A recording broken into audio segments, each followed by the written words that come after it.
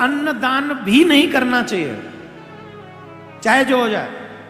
अब कहते हैं महाराज कोई आ जाए तो, बोले कोई आ जाए तो आपको एक काम करना चाहिए, उसे फल खिला देना चाहिए, उसे दूध पिला देना चाहिए, लेकिन अन्नदान एकादशी के दिन नहीं करना चाहिए, बिल्कुल भी नहीं।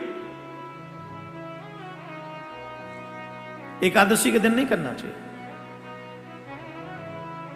नामदेव जी महाराज की निष्ठा एकादशी में भी बहुत थी, इतनी निष्ठा थी, इतनी निष्ठा थी एकादशी में कि खुद भी व्रत रखते थे, बच्चे भी व्रत रखते थे, पत्नी भी व्रत रखती थी, और कोई आ जाए तो उसको भी व्रत करवाते थे। गलती से भी किसी को अन्न नहीं देते थे उस दिन, और कोई आ भी जाए जैसे कि हमें भूख लग रही तो उसे दूध दे देते थे, फल देते थे, अन्न नहीं देते थे। एक दिन की बात महाराज, ये चर्चा जग विदित हो गई कि एकादशी कोई किसी को भोजन नहीं करा था। एक दिन भगवान को लगा कि अपने भक्त की परीक्षा लेनी चाहिए।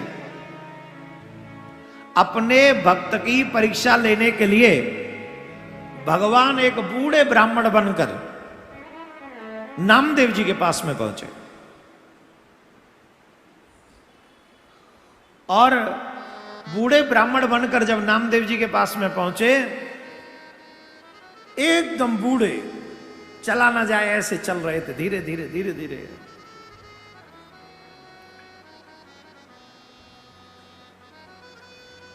और द्वार पर पहुंचकर कहने लगे, अरे नामदेव जी, हमने तुम्हारा बड़ा नाम सुना है, कुछ खाने को मिलेगा क्या? कई दिन से हमने अन्न ग्रहण नहीं किया है, भूख लग रही है, कुछ भोजन करा दो। अभी तो ऐसी स्थिति है कि अगर तुमने भोजन नहीं कराया तो हो सकता है हमारे आज कल में प्राण निकल जाए, अब ही प्राण निकल जाए। नामदेव जी बोले, महाराज कितने साल के हो गए? बोले 125 साल गए। बोले आज ही प्राण निकल जाए तो ज्यादा अच्छा है, आज एकादशी है, व्रत नहीं रखे हो? बोले व्रत तो नहीं है, अब आयु इतनी हो गई है, अब कहाँ व्रत रहा जाएगा, अब तो अन्न दे दो तो प्राण बचे। बोले महाराज हमारा तो नियम है, एकादशी के दिन हम किसी को अन्न नहीं देते। अरे तुम नहीं दोगे तो हमारे प्राण निकल जाएंगे। बोले तो अच्छी बात है, एकादशी है, आज के दिन तो भगवान के द्वार, धाम के द्वार खुले रहते हैं, चले जाओ। अरे नहीं नहीं नामदेव, तुम्हारा बड़ा नाम सुना है, क्या तुम हमें अन्न भी नहीं दे सकते, भोजन नहीं करा सकते? अब तो महाराज गांव के लोग भी इकट्ठे हो गए, कोई बूढ़ा बाबा आया है, ब्राह्मण देव कोई, और नामदेव भोजन नहीं करा रहा है। तो ऐसे समय में जब ऐसी स्थिति हो जाए तो तमाशकीन तो इकट्ठे हो ही जाते हैं। आगे अरे अरे अरे महाराज महाराज महाराज, कोई बोले हम ब्राह्मण है, हमारे यहाँ चलो हम भोजन कराएंगे, कोई कहे महाराज हमारे यहाँ चलो। वो बूढ़े ब्राह्मण बोले भोजन करेंगे तो इन्हीं के यहाँ करेंगे, नहीं तो यहीं मरेंगे, इन्हीं की चौखट पे मरेंगे, इन्हें ब्रह्म हत्या लगेगी। अगर इन्होंने हमें भोजन नहीं कराया तो हम इन्हीं की चौखट पे मरेंगे और इनको ब्रह्म हत्या लगेगी। नामदेव जी बोले दूध पी लो। बोले नहीं, भोजन चाहिए। नामदेव जी बोले फ्रूट खा लो, कुछ फल खा लो। बोले नहीं नहीं, हमें तो अन्न ही चाहिए। बोले तो महाराज हमारा तो नियम है, अन्न तो हम नहीं देंगे। बोले हम मर जाएंगे, तुम्हें ब्रह्म हत्या लग जाएगी। बोले जैसी आपकी कृपा, आप जो चाहे सो करें। और महाराज ठाकुर जी आए तो थे परीक्षा लेने, जब ठाकुर जी लुढ़क गए, लुढ़क गए ठाकुर जी, प्राण छोड़ दिए अपने।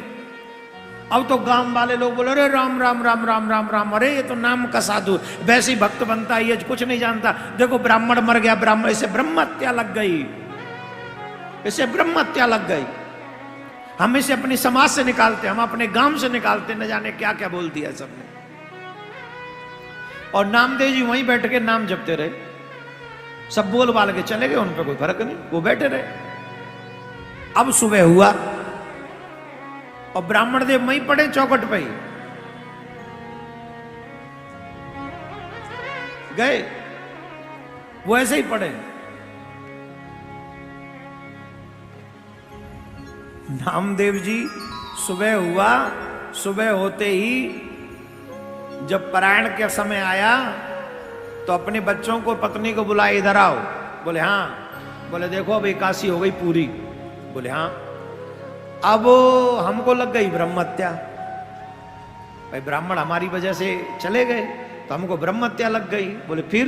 बोले तो अब यह है कि हम अपना शरीर अग्नि में समर्पित कर देंगे, जलती हुई अग्नि में शरीर त्याग देंगे, क्योंकि हमारे कारण ब्राह्मण को ऐसा हुआ। पत्नी बोली मैं भी आपके साथ चलूंगी। बच्चे बोले हम भी आप ही के साथ चलेंगे। बोले तो अच्छी बात है, गांव वालों ने हमको त्याग दिया, हमें पूछेगा ही कौन। अब चलो अग्नि के हवाले हो जाते, सब बड़ी सी चिता बनाओ, उसी चिता में इनको समर्पित करेंगे। ब्राह्मण देवता यहीं पड़े और हम भी उसी चिता में समा जाएंगे। एक बहुत बड़ी चिता बनाई गई, बहुत बड़ी, और बहुत बड़ी चिता बनाकर उस चिता में पहले ब्राह्मण देव को विराजमान कराया, पधराया, और फिर स्वयं नामदेव जी उस चिता में प्रवेश करने लगे। जैसे ही अचगाम वाले इकट्ठे हो गए, देखो नामदेव जा रहा है, नामदेव जा रहा है, पूरा घर अग्नि में भस्मभूत हो रहा है, तो सब लोग तमाशा देखने के लिए आ गए। और जब अग्नि प्रज्वलित हुई और जब ब्राह्मण देवता को थोड़ी सी झड़प लगी, झट ब्राह्मण देवता उठ गए और उठकर खड़े हो गए और नामदेव को भी बाहर खींच लाए। नामदेव को भी ले आए और नामदेव जी को हृदय से लगा लिया। नामदेव जी से कहने लगे आज हम तुम्हारी एकादशी की निष्ठा को देखकर प्रसन्न हो। क्या गजब की एकादशी की निष्ठा है कि अन्न किसी को नहीं देना है, चाहे हमें प्राण ही क्यों न त्यागने पड़े। वाह नामदेव तुम धन्य हो। आप सब बताइए हमारी नाम में निष्ठा है? जिस दिन बिजी होते हैं उस दिन नाम छोड़ देते हैं। हमारी तुलसी में निष्ठा है? जिस दिन कहीं जाना होता है उस दिन तुलसी का दीपक भी जलाना भूल जाते हैं।